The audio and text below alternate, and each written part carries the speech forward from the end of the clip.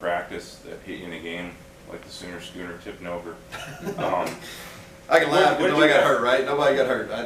Yeah, right. I want to make sure I laugh because that was a scary piece because it really happened kind of about 20 yards in front of me. I just happened to be standing there and it goes down, and then I was worried because they left one person in there when they were carting the deal off. But I don't think anybody's hurt. So.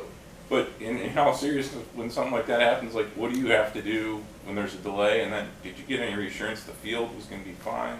Yeah. I just asked the guy on my sideline. I said, hey, what's the field look like? He went over there and walked. He said, hey, he goes, there's a couple of divots, but he's like, it's like somebody hit an iron shot out there. Basically, what he said. And then the delays. There's so many TV timeouts now, that go on and on and on. So that wasn't a big deal. It was like double TV time.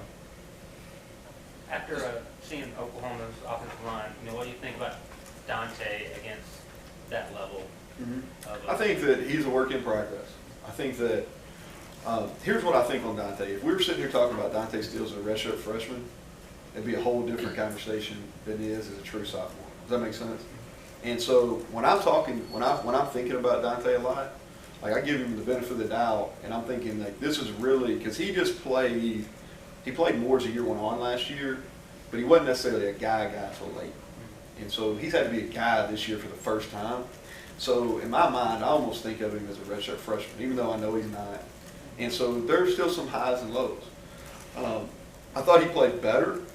He did not play his best game versus Texas or Iowa State. For whatever reason, he got real sick at the Texas game and played through it. Not an excuse. He just didn't play as well as he can. Iowa State, he was okay. I thought he played better against Oklahoma.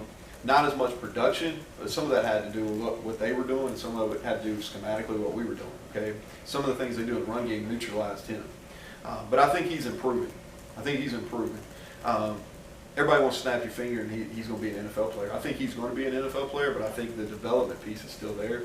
I am strongly encouraged by his demeanor, his work ethic. I think he's grown up and matured as a person. So as far as how he won his share, but he lost his share. And I think as the better he gets, and a lot of it has to do with his physical development, understand the position, all those type of things. The longer he's here, the more he's going to win versus the top level guys in our conference. As a player, as a coach, you come across good teams. You play LSU, you play Clemson, etc. How good is this Oklahoma team?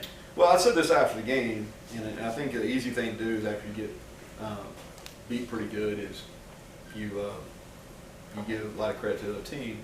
But I really felt like this going in, and I actually was talking to Joe Klatt in our Friday broadcast meeting, and I think this is. I'm not saying that they're the best in any necessary phase. I don't know if this is the best offense Lincoln's had. All right, I do think this is the best team they've had, and I've just watched last 2 years as fans. Okay, but I have paid attention because Lincoln and I do have relationships, so I've paid attention to their team. All right, but I think this is the best team and best opportunity they have to compete and win the whole thing because defensively they're better. Special teams, as I think they have an opportunity to be elite. Their specialists are good, coverage units are good, they got a bunch of guys that can run, their returners are special. So I think this is the best opportunity they have. Now, to win the thing, you got to have so much. You got to have things fall the right place for you. You got to make sure your team stays up.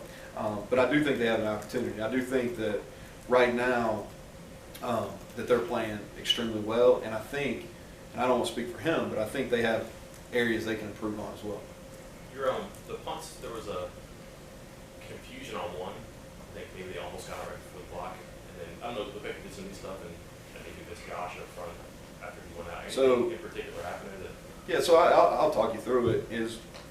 We've been really good on our punt team. Right. Going into this game, we've been really good. So the first problem is when you punt 11 times, that's an issue. All right? So there should be no game where you have to punt 11 times. But we punted 11 times. Actually punted at 10 because one time we faked it.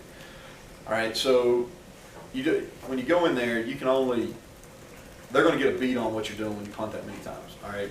And so we had an issue right before the half where we mis-ID'd it, okay? We mis-ID'd it. They came close to blocking it. So we got that corrected. We go back out, and really Josh, the one he pulled down, he should have just punted it.